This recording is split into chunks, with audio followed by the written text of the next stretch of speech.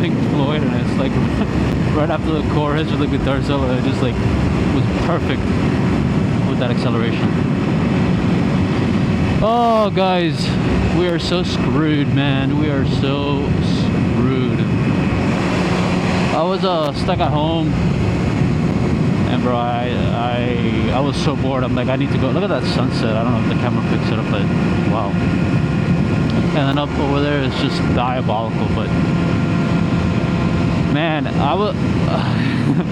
I'm just thinking to myself, I don't know if this will end up becoming a video. I mean, obviously, if you guys see it, it ended up becoming a video. But man, I am just thinking of like macro and microeconomically speaking, like here in the US, and like how we are literally just absolutely fucked, or are gonna be fucked. Like, so I graduated from my university down here in Miami with a degree in finance, and bro, everything that I am looking at now, which I currently work in banking, but apart from that, like on the side, everything that I am looking at just points to signs of like just absolute like shit like that. Like, you see that weather over there? Like, that is what's coming, like financial wise, to most Americans. Like, where do we start? Let's start with I don't know, consumer spending and consumer confidence. Pretty low right now. Obviously not historically speaking, but when you look at the latest economic trends, consumer confidence is pretty low. And what that matters is, if people aren't confident that they're going to be making more money in the future, and if people aren't confident that they're getting a good value for their money, they're not going to spend money. And guess what happens when people don't spend money? Businesses don't make money. Guess what happens when businesses don't make money? They have to cut costs. Guess what's the first thing they cut? Labor. So people lose their job, which less people then spend money because they don't have a job. And you get the point. It's chaos. Like, you don't want job cut, which is why the Federal Reserve focuses so heavily, one of their like pillars when determining on interest rates, inflationary measures and all that stuff, is job growth and hopefully lower unemployment. Now, unemployment is decent. I mean, yes, it could be better, but it's decent, which is good. However, the participation in the job market is insane. Like, for every, let's say, one available position that you have a qualifying candidate, you probably have like, I don't know, let's say 20, 30, 40, 50 people applying for that position, meaning getting a job is pretty tough, especially if you're already out of a job. So because competition is so high from the labor side, which is not great, but there are worse things. Gosh, that cloud looks disgusting. Cybertruck, wasn't there just a recall on that? Maybe they got their side panel readjusted. Another one. Let's talk about another trend while we wait here at the light. I don't know if you guys track or like keep up with vehicle pricing, and obviously after the pandemic, like vehicle prices soared because of like supply chain constraints. Which, don't get me wrong, we still are experiencing some of that, but no reason why cars are still crazy expensive. And not to get, I'm not gonna get political or anything like that, but these recently implemented tariffs are definitely not gonna help the situation. Now, you might say, well, who cares? New cars, like, what's the big deal? The problem is that new cars are a benchmark. So, like, if new car prices go up, by demand, by default, used car prices are going to go up because people don't want to spend that kind of money on new cars, and they go to the used car market, meaning that there's more demand for used cars with the same amount of supply, leading to a higher price on the used cars. So it just affects the overall car market. And believe it or not, most Americans, if you bought a car within the last 5 years, chances are that you are upside down on that vehicle. Meaning that if you have, God forbid, a situation where you have to sell your car, you will come out losing money. You are not gonna have, if your car you owe $20,000, you're gonna end up having to sell it for $14,000 and still paying a $6,000 debt, unless you bought cash. And even if you bought cash, you're still gonna sell it for less than what you bought it, for the most part, if you bought a car within the last 5 years. Not only that, recently, I think this was earlier in March or late February, a study came out that found that 60-day late car payments are the highest it's ever been since it was started being recorded in 1994. That is not a good trend if you're looking for a healthy market. You expect people to pay their stuff on time. So two things can be happening. One, cost of goods has shot through the roof, or people are making less money. And it's not one or the other, both can definitely be true, but the fact of the matter is that people aren't paying their debt obligations. And when people don't pay their debt obligations, well, I mean, I don't have to tell you what happened in 2008 with the whole housing crisis. I'm 30 years old. I didn't really, like, it didn't affect me personally, like, directly, because I was like freaking 14 years old. I couldn't give a shit about house prices back then. But the same thing's happening in the car market essentially now, where you get a whole bunch of these risky car loans, subprime car loans, that are bundled together to diversify the loan structure to make it less risky, because it's so diversified and you have so many loans. By the way, they're all crap, but you have so many of them that it just naturally becomes a good investment because it is so quote-unquote diversified. And the people that buy these loans are hedge funds and investment firms and so on and so forth. But you might say, well, Frank, why the fuck do I care about these hedge funds? Like, well, most Americans have a 401k plan, and guess what's in the 401k plan? These hedge funds that are managing those funds.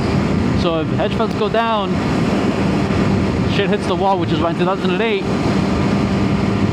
bailing out the banks was probably the only thing they could do.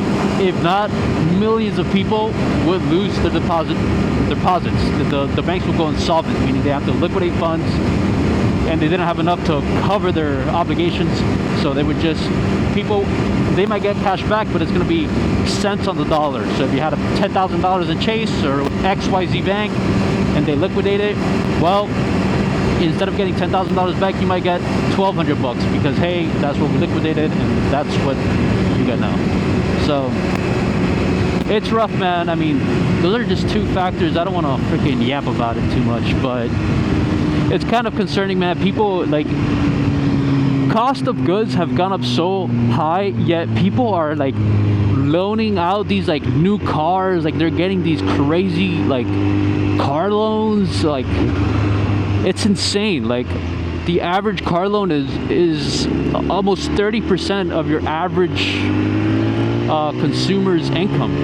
30% of the money earned a month goes to paying that car loan. That's wild. Look at this dude chilling out here.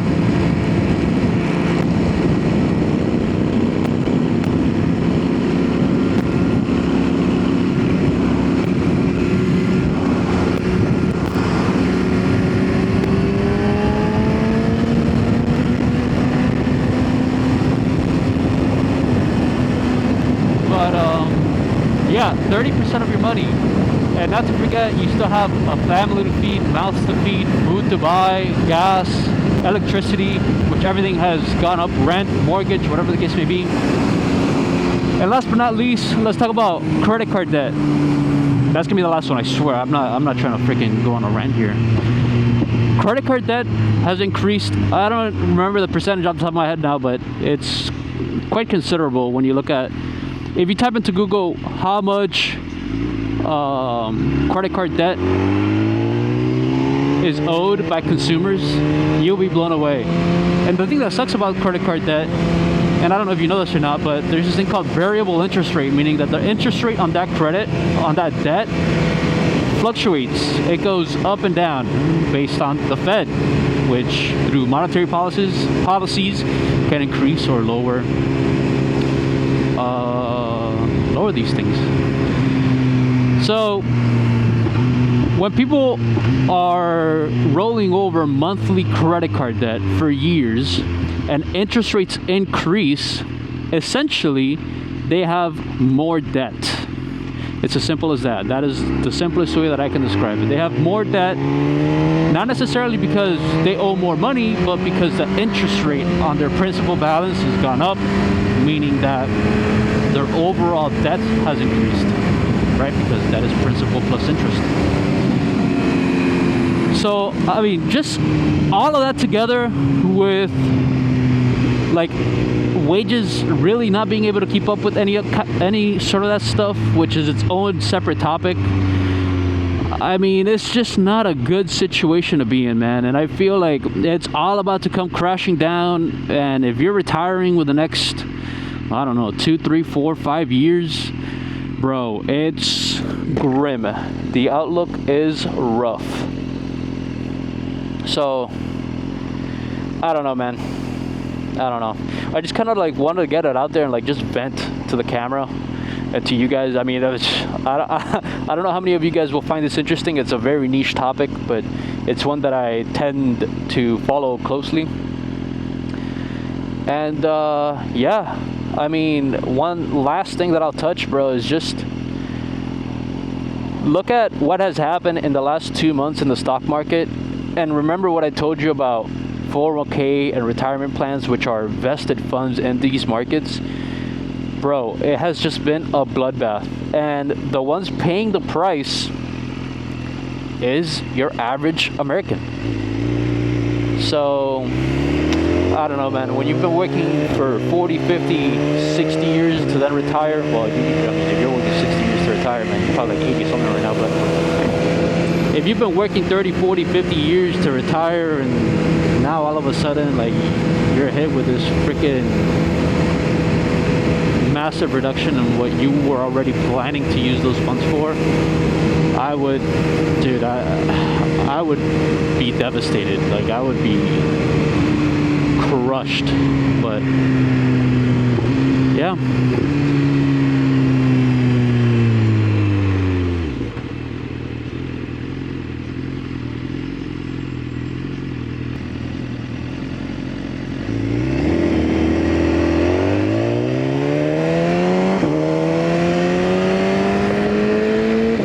I mean, yeah, I mean, it's gonna wrap it up, man.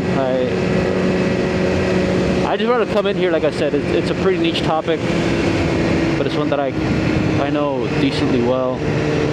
And yeah, man, I hope that the video gets some responses in the comments down below. I mean, I'm not expecting many comments, but I'm expecting some to at least let me know, like, how you guys are feeling, man. Like, in your cities and towns, wherever you are in the country, like, how are you feeling, man? Optimistic? Are you pessimistic about the future? And by future, I don't mean like fucking 50 years out, bro. I mean like immediate future, like 1 to 5 year plan, you know?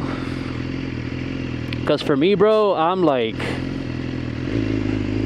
gosh, I don't know what the general population is gonna suffer like in these coming years. But yeah, I mean, as always, you know how we ended here in the video.